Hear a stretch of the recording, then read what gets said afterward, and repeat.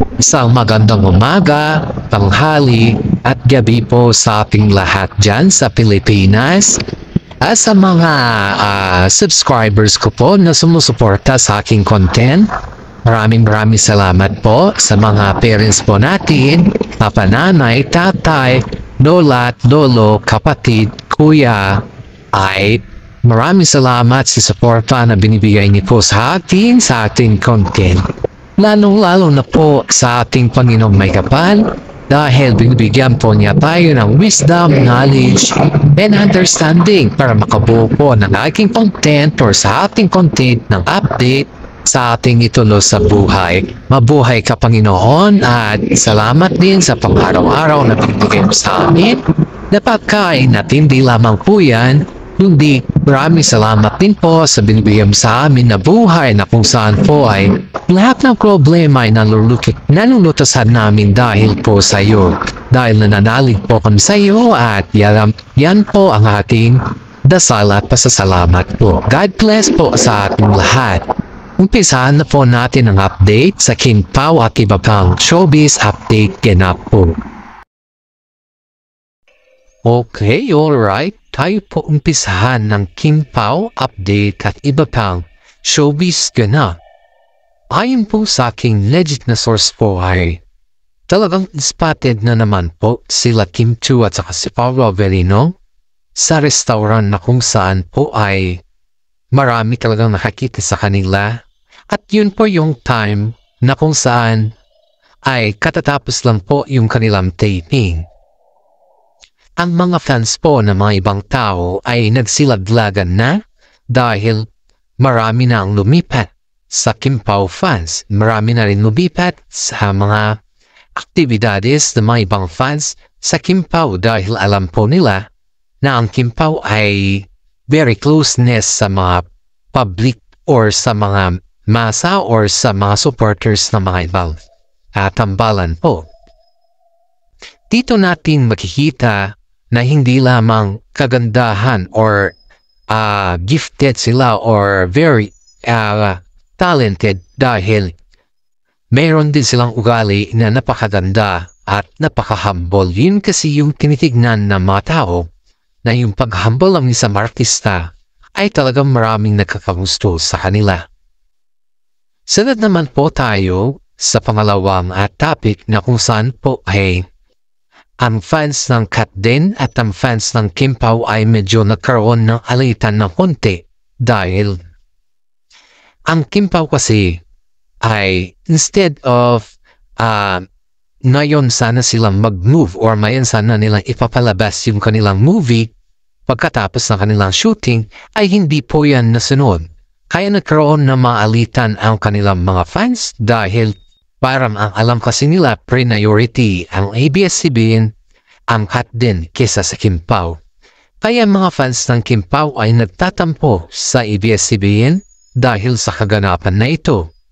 Marami din mga fans ng Kat din ang umaalingaw-ngaw or ang nagsasalita or nagbabas sa fans ng King Pao dahil ang pakiramdam nila ay tinatapakan na sila ng fans ng King Pao dahil sa maraming bases.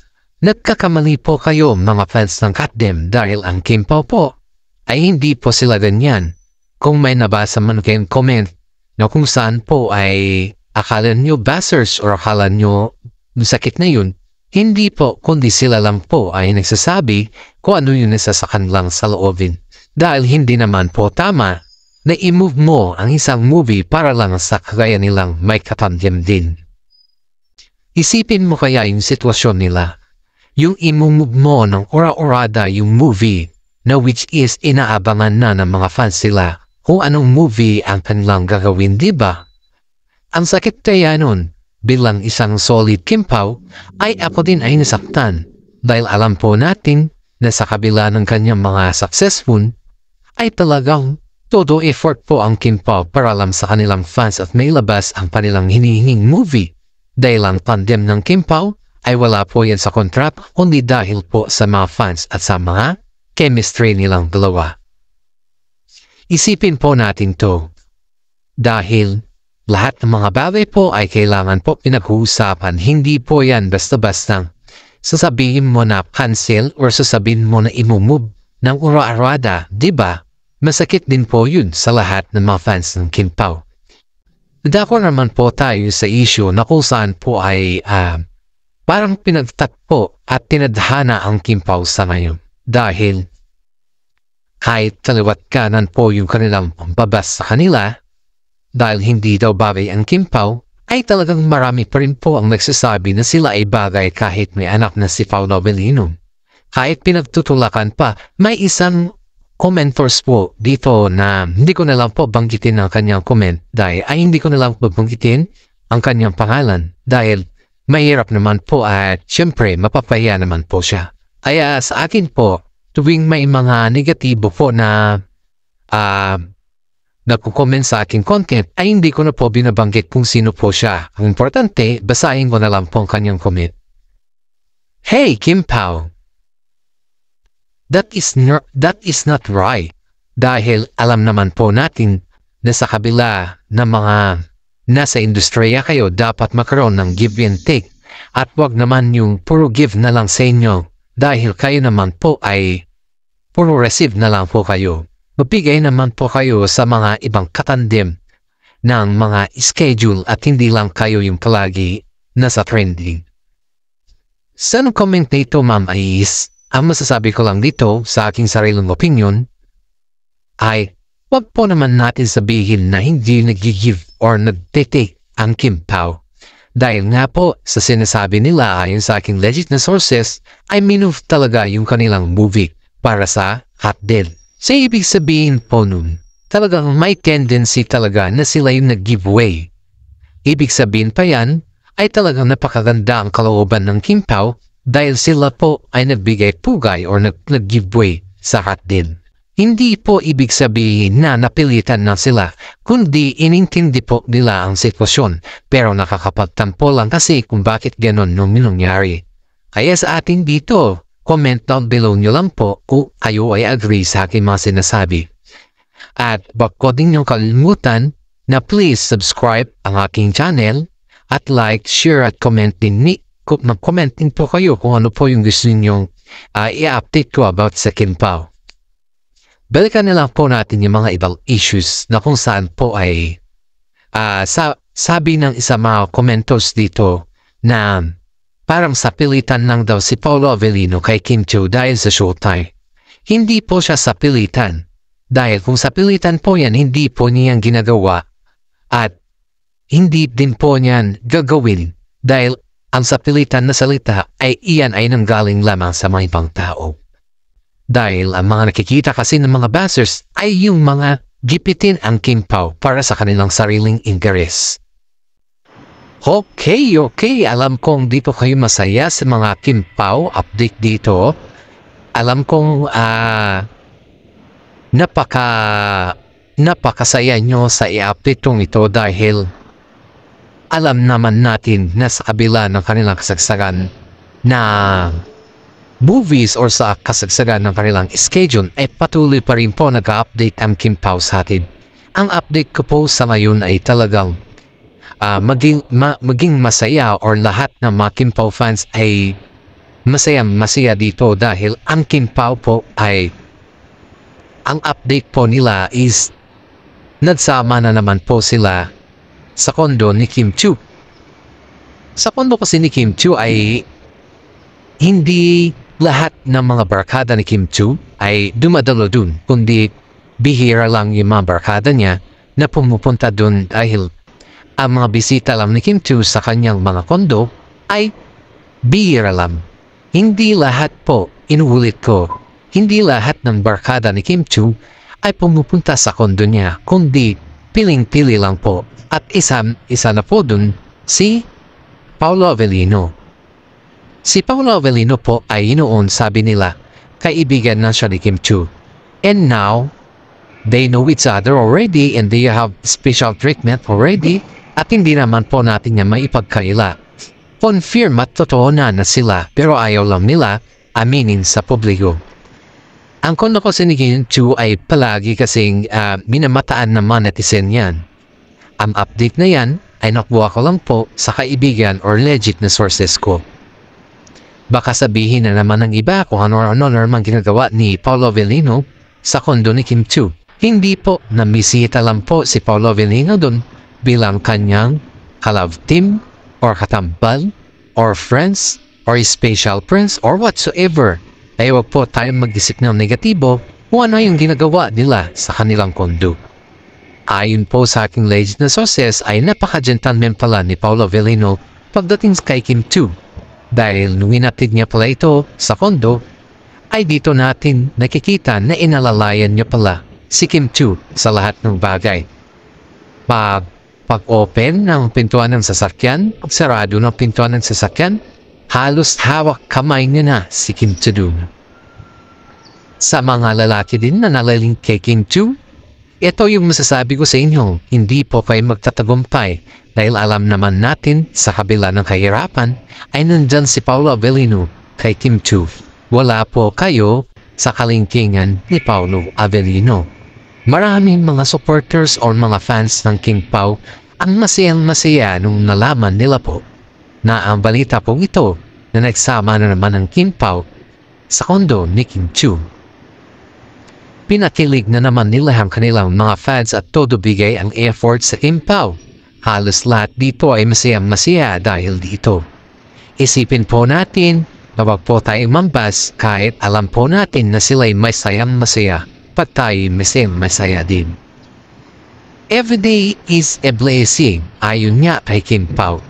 Every seconds, we need to smile and every problem, there is always a solution. Yan po ang kakadang binitawan ni Kim Pao nung siya po ay may interview. At alam po natin na yung binitawan niyang katagang yan ay napaka-good vibes po sa lahat ng mga Kim Pao updates at sa mga fans niya. Dito din natin makikita na supportive na boyfriend or special treatment si Kim Chiu kay Kim Pao. Isipin mo sa dami ng nalilink kay Paolo Avellino ay talagang hindi man lang masabi ni Paolo Avellino sa kanila na they are special someone. Special sila sa bilang isang kaibigan siguro, pero pagdating kay Kim Chiu, lahat naman po special kay Kim Chiu. Except yung kanilang mga exes. Joke lang, baka sabihin na naman namimili na naman tayo ng ibablad. Hindi po Hinasabi ko lang to para magkaroon naman po tayo ng joke time. Hindi lamang po puro seryoso. Patawa lang po yan sa mga bashers ng Kim Pao dahil lahat naman sila ay mukhang tameme pagdating sa Kim Pao. Takot kasi sila na mawalan ng karera ang kanilang mga idolo sa buhay. Hindi gaya ng Kim Pao na halos lahat mga supporters ng mga ibang tandem ay pumupunta na po sa kanila dahil sa kanilang kagandahan kapangyarihan.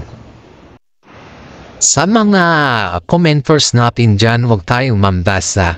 Pakiusap lang po dahil nakakasakit na kasi yan sa mga Kim Pao na supporters po. Dito natin malalaman sino talaga yung supporters or solid Kim Pao sa atin dahil suportado po nila ang Kim Pao sa lahat ng bagay.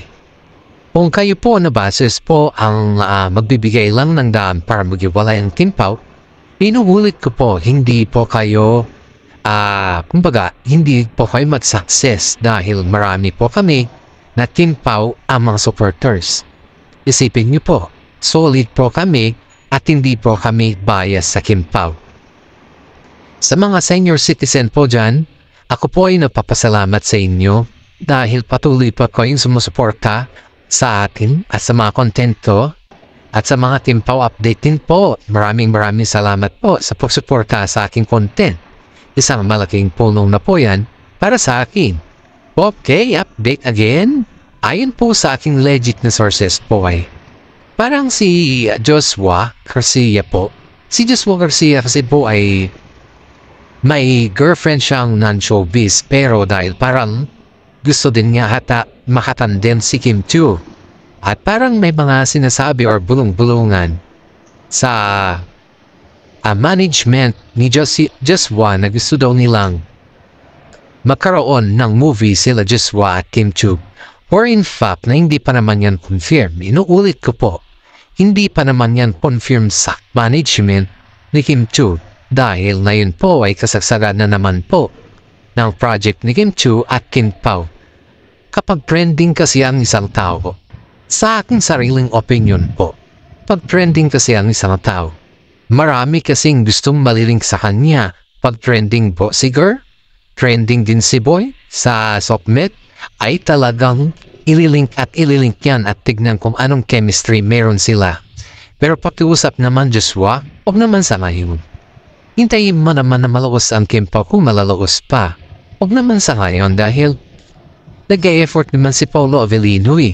Kita naman natin yung effort niya talagang buhos lahat hanggang sa makamit po niya ang kanyang successful at iyan po pinaghirapan din ni Paolo Avellino at Kim Chiu.